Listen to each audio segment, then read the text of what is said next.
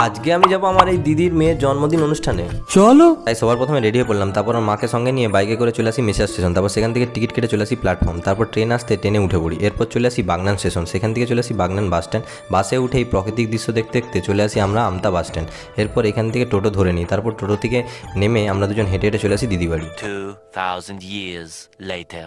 তারপর একটু ফ্রেশ হয়ে আমি আর দাদা হেঁটে হেঁটে চলে এলাম যেখানে অনুষ্ঠানটা হচ্ছিল, আর এদিকে স্টার্টার আইটেমে ছিল ফুচকা, লস্যি আর আইসক্রিম।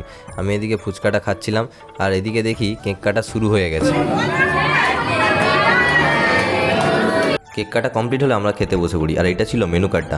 প্রথমে দিল প্লেট, এরপরে দিল স্যালাড, তারপরে দিল ফিশ কাটলেট, এরপরে দিল গরম গরম সাদা ভাত, তার সঙ্গে ছিল ডাল, ডালের সঙ্গে লেবুটা মাখিয়ে খেতে দারুণ লাগছিল, এরপরে দিল শুক্তো, তারপরে দিল পটল চিংড়ি, এরপরে দিল দই কাতলা, তারপরে দিল মাংস, তারপরে দিল চাটনি, তারপরে দিল পাঁপড়, এরপরে দিল পায়েস, এরপরে দিল মিষ্টি, তারপরে দিল সন্দেশ। তো এখন আমি আইসক্রিম খাই। তোমরা চ্যানেলটা সাবস্ক্রাইব করো। বাই।